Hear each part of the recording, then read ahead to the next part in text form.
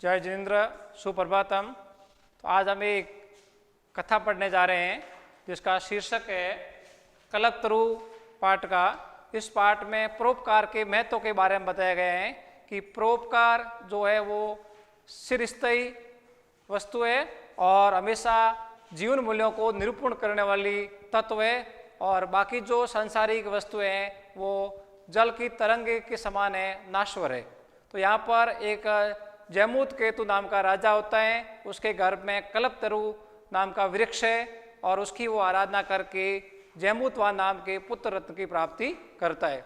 पुत्र रत्न की प्राप्ति करने के बाद जब उसका पुत्र युवा अवस्था को प्राप्त हुआ तो उसने अपने मंत्रियों की सलाह से उस पुत्र को राजा के पद पर सुशोभित कर दिया और स्वयं उस कार्य से निवृत्त हो गया। जब वो जयमुतवान अपने पद पर आसीन हुआ तो उसके पिता के मंत्रियों ने उसको कहा कि ये जो कल्पतरु का वृक्ष है इसकी आराधना करके मन की कामनाओं को पूरा किया सकता है, अविष्ट वस्तु को प्राप्त किया जा सकता है, तो इसलिए इसकी आराधना की जाए।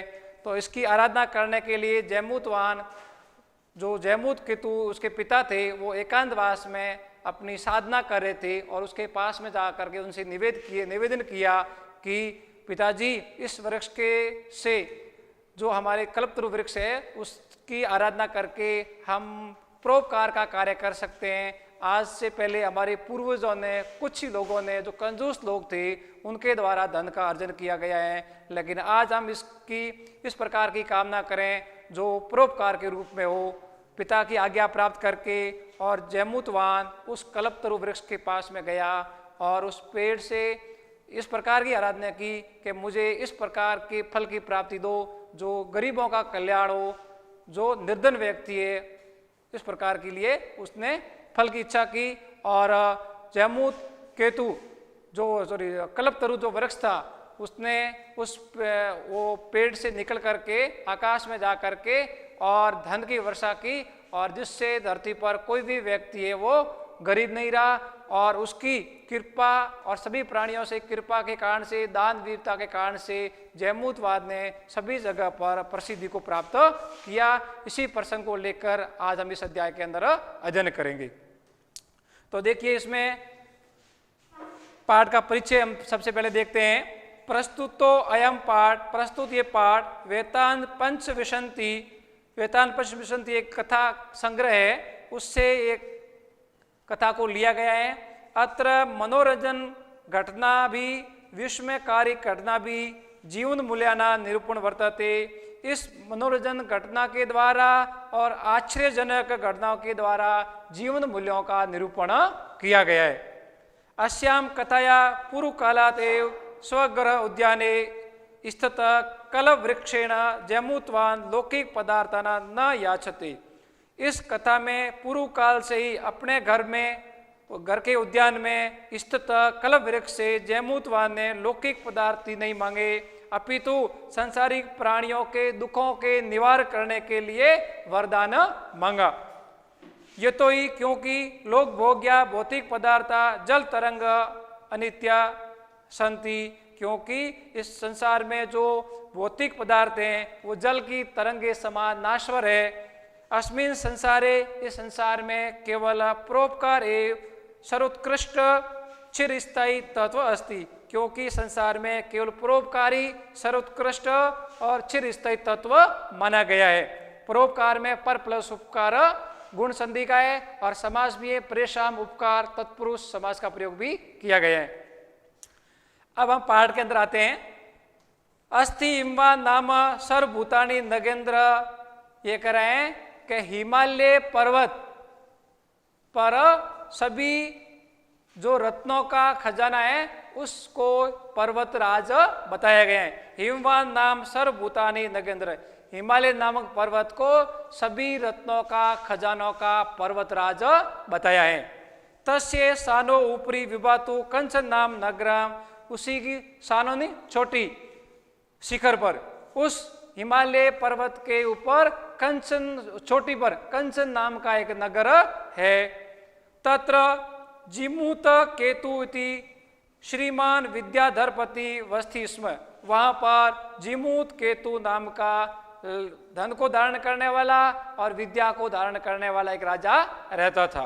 तस्य गरो उद्याने कुल कर्म आगता कल्पतरु स्थित, उसके घर के उद्यान में, गरो उद्यान है, गरम प्लस उद्याने गुण संधि हो गई, उसके घर के उद्यान में कुल कर्म आगता, कुल की परंपरा से आया हुआ कल्पतरु वृक्ष स्थित है। स राजा जिमुत केतु तम कल्पतरु आराध्य तत्प्रसादात बोधित अंश संभव जैमुत्वा नाम पुत्र प्राप्नोत। उस राजा जैमुत केतु ने उस कल्पतरु वृक्ष की आराधना करके, आराधना से प्रशंसित होकर बोधित्व अंश से उत्पन्न जैमुत्वाद नाम के पुत्र को प्राप्त किया। स जैमुत्वाद मान दानवीर सर्वभूतानुकंपी च अभवत, वह जैमुत्वान मान दानवीर और सभी प्राणियों पर दया को करने वाला, दया की कृपा करने वाला व्यक्ति था। तस्य गुणे प्रसन्न, उसके गुणों से प्रशंसित और अपने मंत्रियों के सचिवेच, अपने सचिवों से प्रेरित होकर के राजा, उस राजा कौन सा राजा, जैमुत केतु ने कालीन समय से पहले संप्राप्त यौवन तम युवराजे अभिषिक्तवान, उस राजा ने समय से पहले युवराज को उस राजा के पद पर बैठा दिया। कदाचित हितेशनी पितृमंत्रिणा, किसी हितेशी पिता का कल्याण सारने वाले मंत्रियों ने युवराज पद पर स्थित उस जैमुतवान को कहा, युवराज यो अयम सर्व कामाद कल्पतरु तव उद्याने तिष्ठति स तव सदा पूज्य। हे युवराज, ये जो सभी कामनाओं का पूर्ण करने वाला कल्पतरु का वृक्ष तुम्हारे उद्यान में स्थित है, वह सदैव तुम्हारे द्वारा पूजनीय है। तो षष्ठी विभक्ति हो गई युष्मद की। अस्मिन अनुकूले स्थित, इसके अनुकूल रहने पर सती शक्रो अपि अस्मान बाधितुम न शक्नुयात इति, इसके अनुकूल रहने पर भी इंद्र भी हमारे कार्य में बाधा उत्पन्न नहीं कर सकते हैं। एतत् आकर्ण्य, ये सुनकर के आ प्लस क्री प्लस ले प्रत्यय का प्रयोग। जैमुतवाद ने अज मन मन सोचा, ओहो ईदर्श अमर पादपम प्राप्य पूर्वे पुरुषे अस्माकम तादर्श फलम किम अपि न प्राप्तम। जैमुतवाद ने क्या सोचा, अरे इस प्रकार के अमर वृक्ष को पा करके हमारे पूर्वजों ने ऐसा कोई फल की प्राप्ति नहीं की, किंतु केवल कचित एव कर्पणे कचित अपि अर्थम अर्जित, केवल कुछ ही कंजूसों के द्वारा यहाँ पर धन को अर्जित किया गया।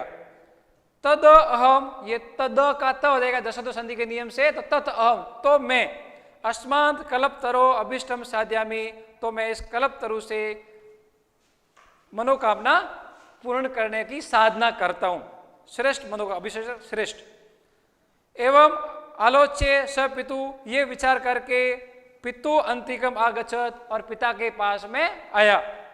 आगत्य आ धन गम प्लस ले प्रत्यय का प्रयोग, आकर के सुखम आसीन पितरम एकांत निवेदन, सुख पूर्वक एकांत में बैठे हुए पिता से निवेदन किया।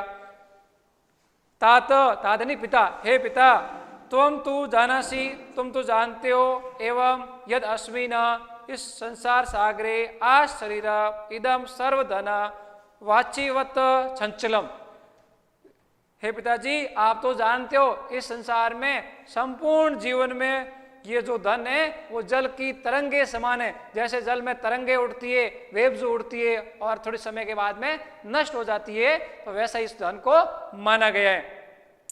एक परोपकार एव अस्मिन संसारे अनश्वर यो युगा पर्यंत यश प्रच्युते, यानी कि एक परोपकारी संसार में बिना नाश्वर, यानी कि कभी भी नष्ट नहीं होने वाला अनश्वर है, जो कई युगों तक, कई वर्षों तक हमें प्रसिद्धि को दिला सकता है।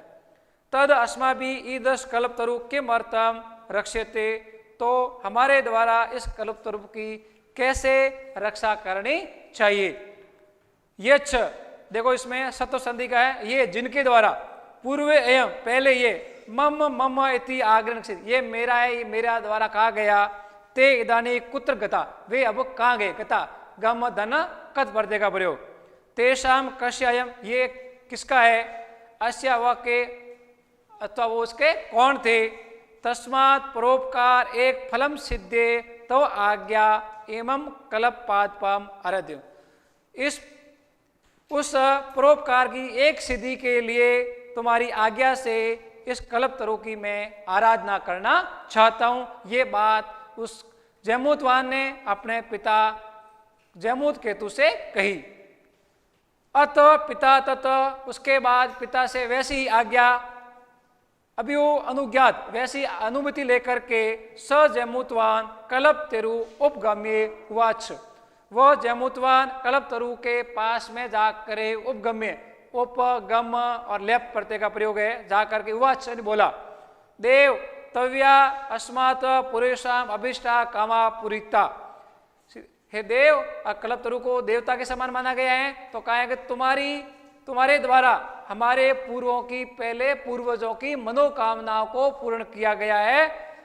तत् मम एक काम पूर्ण, अब आप मेरी भी कामना को पूर्ण करें।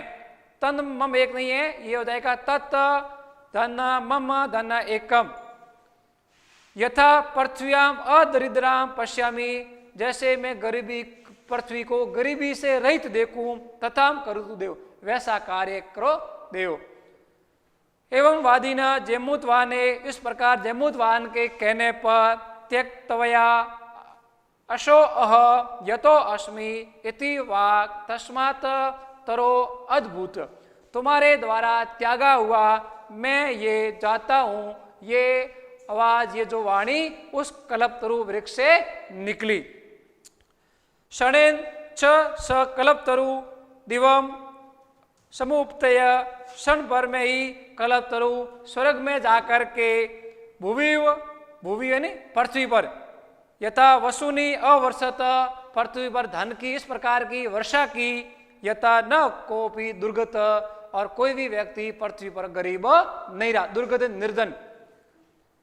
तत् तस्य, उसके बाद उसकी, जैमूतवान से, उस जैमूतवान की, सर्व अनुकंपाया, सभी प्राणियों पर दया करने वाले की प्रसिद्धि चारों ओर से फैल गई।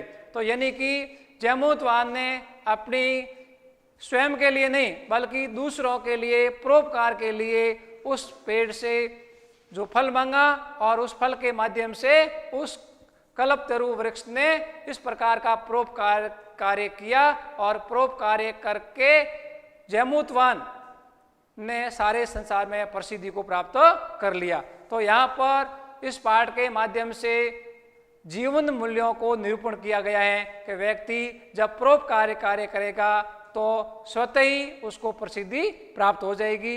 तो ये हमारा कल्पतरु वृक्ष था, उसमें कुछ मैंने व्याकरणात्मक पद लिखे हैं, आप इस बोर्ड के माध्यम से देख सकते हैं। जैसे दिया है हिमवान था, तो इसमें हिम धन मतु प्रत्यय का प्रयोग किया है। श्रीमान है, श्री धन मतु प्रत्यय का प्रयोग किया गया है। मतु प्रत्यय हम पढ़ चुके हैं, आपको मालूम होना चाहिए।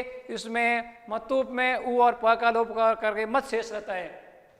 उक्तवान है, वच धातु है, कत वतु प्रत्यय है, व का उ हो जाता है और छ का क हो जाता है। शक्रो अपी, उसमें उत संधि है, शक्र धन अपी, उतो भी कर सकते हो और पूर्व संधि भी कर सकते हो। पूर्व करोगे शक्रो का ओ रहेगा। आ करने आ उपसर्ग है, क्रि धातु है और लेप प्रत्यय का प्रयोग है। आगत्य आ उपसर्ग है, गम धातु है और लेप प्रत्यय का प्रयोग है।